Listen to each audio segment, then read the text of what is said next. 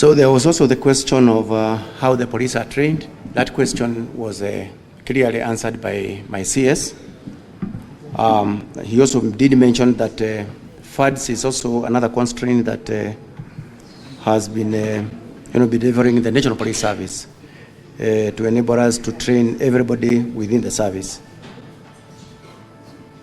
Then there was also the question of how many were in the cell. There was also the question of how many were in the cell where Albert was held. Again, Mr. Speaker, sir. Mr. Speaker, sir, this question, again, will also be answered very clearly in the investigations by the IPOA of how many were actually in that cell. The questions by Senator Omugeni.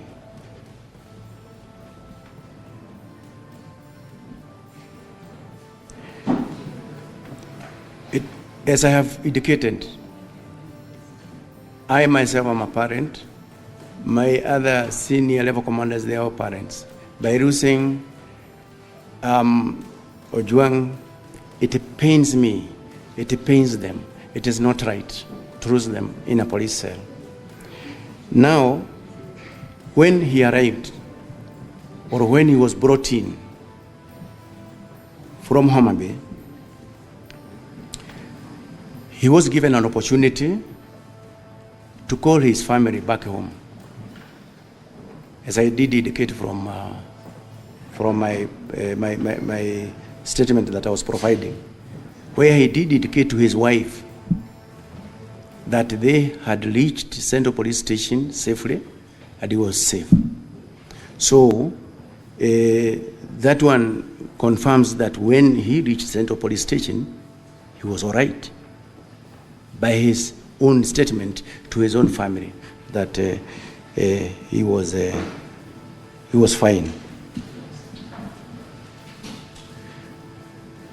So the second question is about why was Ojwang booked alone in the cells. As I have indicated there earlier, this is something that we are going to be provided with answers by the investigating agency, because these are some of the questions that it must answer.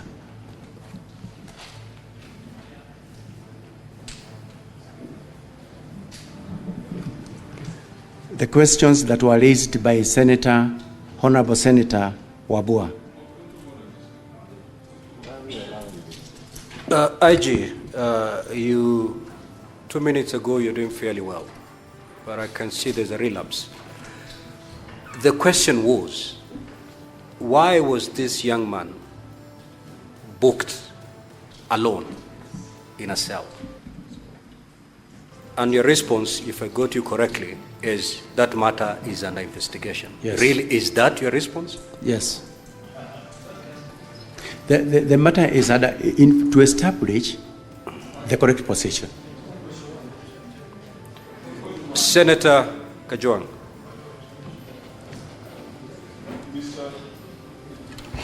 Mr. Speaker, I'm assuming that the IG is proceeding sequentially, and he has conveniently avoided two questions that I asked. And that was why the Deputy Inspector General of Police is still in office when he was very quick to interdict or to give directives for junior officers to be out on the basis of the proximate cause theory. And I also asked a very specific question that came out of his submission, that there were other names. There were other 4 persons of interest. Are they alive? Or are they in a ditch somewhere? Are they at City Mortuary? He's supposed to tell us that if he's going sequentially. Thank you, Mr. Speaker. Proceed, IG. In regard to the question that was asked by Honorable Senator Ojwang about whether to reassure the House that all the 4 that were mentioned are alive. I'm going to give an answer, but the rest of the details will also be provided for by the DCI. To say this, there was one suspect who was arrested, and by that time he had been placed at Kamukoji police station. When the file went before the ODPP raised issues that needed to be covered. Thereafter, the suspect was set free until such a time when the file goes back to the ODPP and he gives his recommendations. As for the rest, none of them had been arrested. So we believe they are still out there.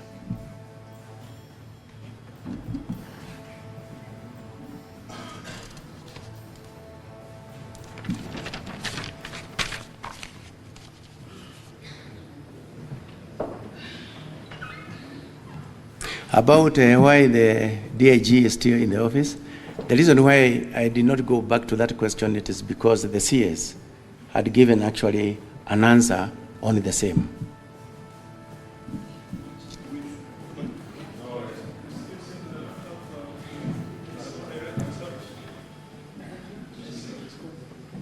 He did respond.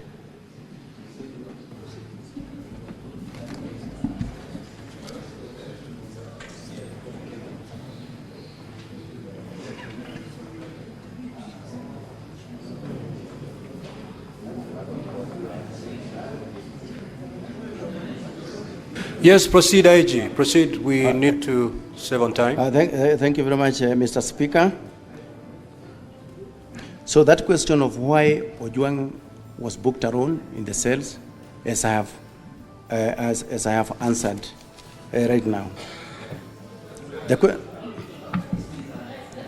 We are saying. Honorable Senators, the IG has responded to that question.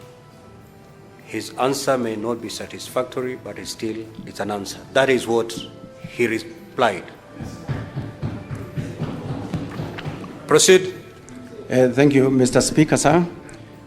The questions that were raised by Honorable Senator Wabua. He first of all registered displeasure of the absence of the chair IPOA. I think that one was recorded. The question that was directed to the AG is when at the Central Police Station,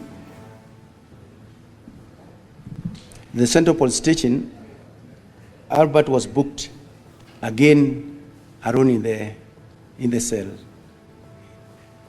And I have answered that question there before. I have answered the question.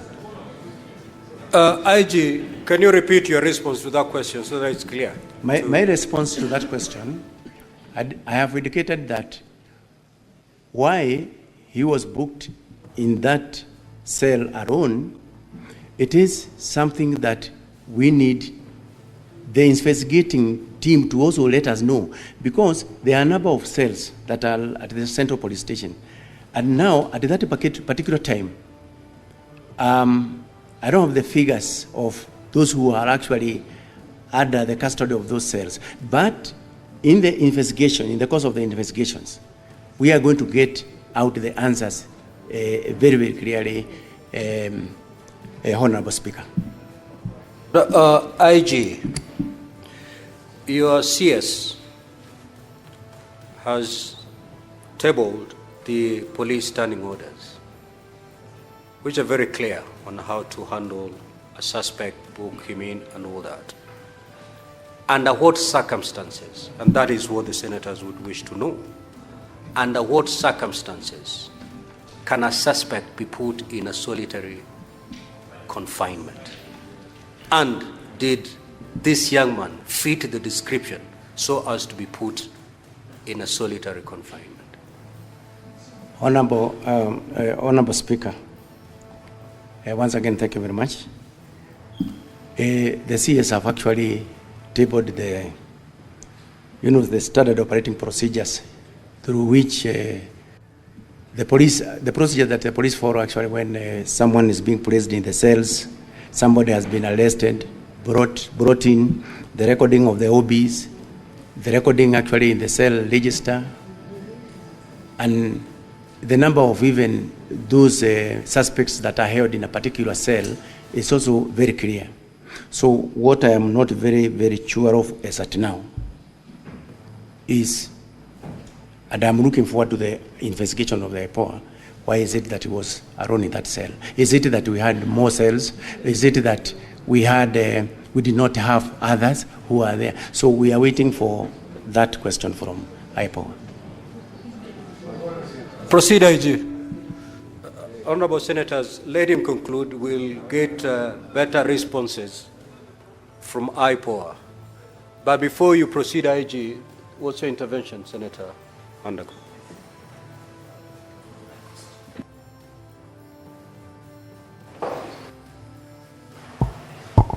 Thank you very much, Honorable Speaker. I just needed some small clarification, Honorable Speaker.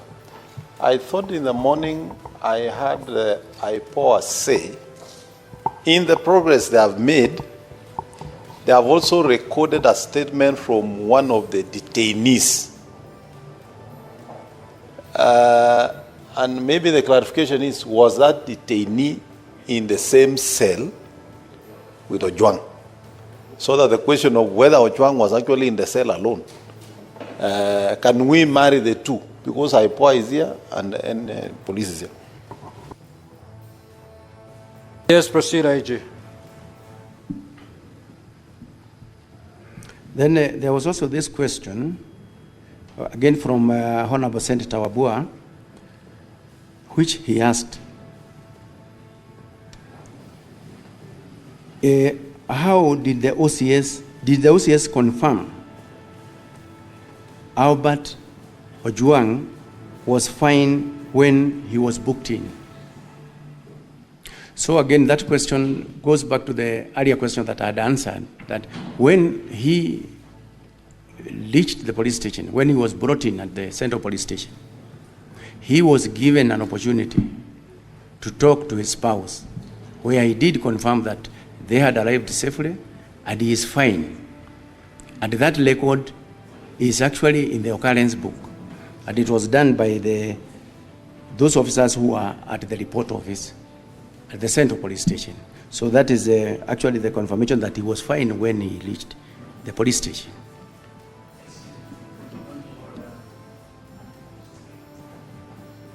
Certainly, it cannot be a point of order, Senator Anyonka. You may put forth your intervention. Thank you. IG, there's a gentleman who was the OCPD of that police station at Central, Mr. Benjamin Talam. Are you aware that he refused to book Mr. Ojwang when he was brought in, and that is why he was taken to the hospital? And in today's newspaper, he said he refused to accept him because the condition in which he was in, he would not have been accepted into the cells according to his training. Mr. Speaker, sir, according to the information that I have, the late Albert Ojwang was booked in at the police station, Central Police Station, at 9:35 hours in the evening, and placed in the cells. Then the OCS, who is responsible for that station, was informed of the same. So the other one from the Honorable Senator, that one I'm not aware.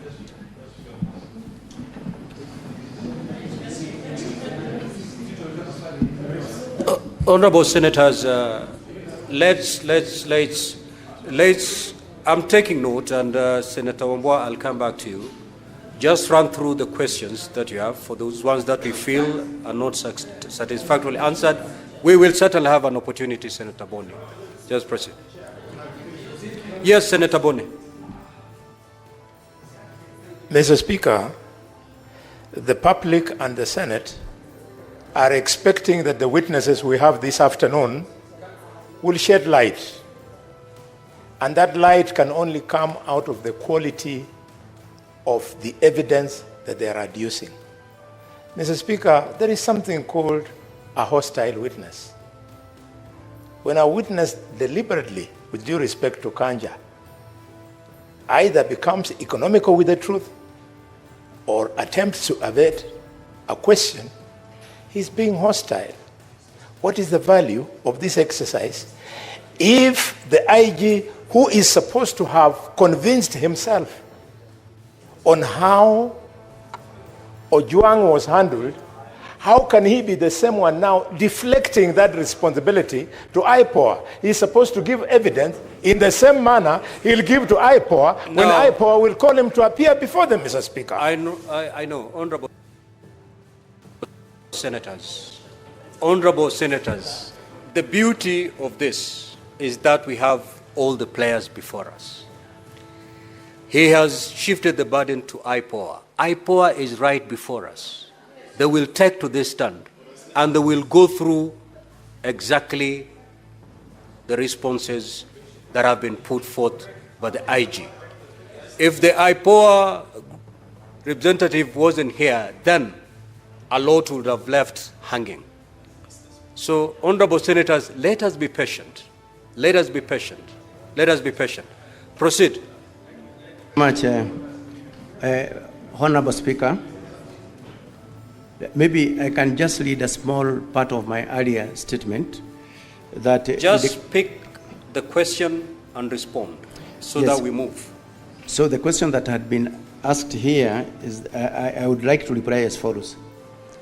When they arrived at Central Police Station in Nairobi at approximately 21:17 hours, and at 21:24 hours, Mr. Albert Ojwang contacted his wife via mobile number that is also provided there to inform her of his safe arrival.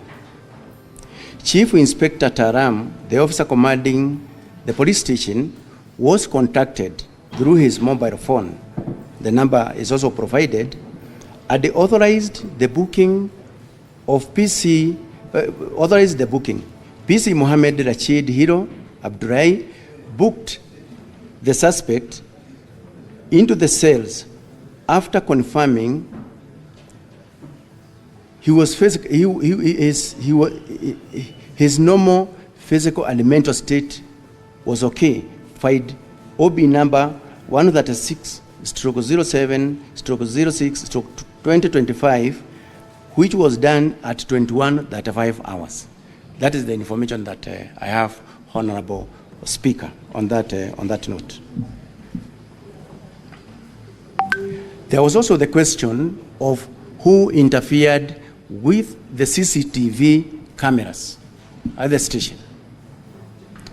Honorable Speaker, this question is amongst the many questions that the investigating agency who are actually looking who deals with matters criminal activities by police to give us an answer on that one, so that we can actually now be able to take appropriate measures with anyone who interfered with the normal settings of the CCTVs around that station.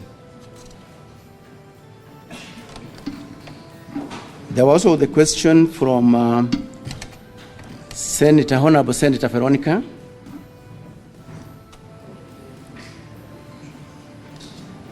The first question was, who deleted the Albert X account? Again, this question is going to be answered very clearly by the DCI. Who interfered with the CCTV cameras, and whether there is a backup of the same. So on the CCTV cameras, Honorable Speaker, is as I've indicated that we are waiting for the investigations to let us know who is it that actually did that kind of interference.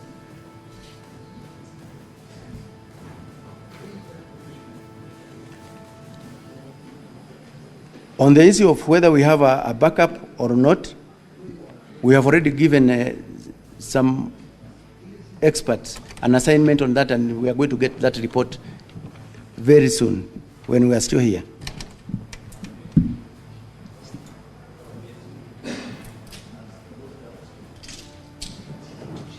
And then the last one is that question of all police officers must at all times ensure that the rights of the suspects are respected.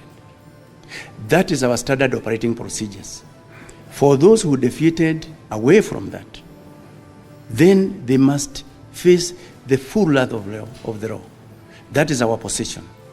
That the officers, police officers must at all times respect the rights and freedoms of the people, whether they are suspects or not. I'm saying this because, Honorable Senator, police officers are at the forefront in the defense of the rights and freedoms of the people. So any officer who turns against that, he goes against the same law that he is supposed to protect. And they are, all of them, they are aware out there in all the stations, in all the deployment throughout the Republic, that the rights of suspects, the rights of the other Kenyans must be protected at all times. So as I have said, anyone who goes against that, then he must face the full wrath of the law.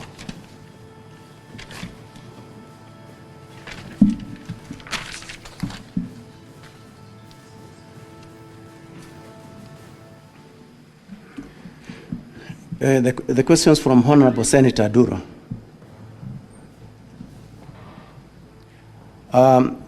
Honorable Duro requested that I provide all the documentary evidences of the letters that the DIG did to the DCI. We have them, and I want to promise that by tomorrow, when we are attending the Committee of Senate, we will be having those documents with us.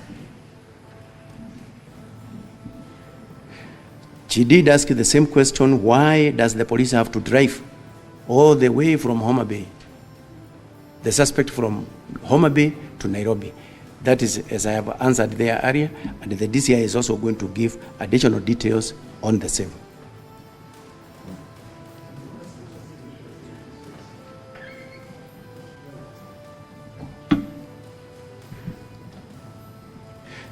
The questions by Senator Abbas, Honorable Senator Abbas. Again, he was actually asking the same question, that there are several police stations along the line that the suspects was, driven from Homa Bay to Nairobi. There are many police stations along the line. So the question is, why is it that he could not be placed in any of these police stations along that transport corridor? My answer is, as earlier stated, that number one, the offense was committed in Nairobi, and that is actually the area of jurisdiction. That is basically the reason why the suspect was actually brought to Nairobi.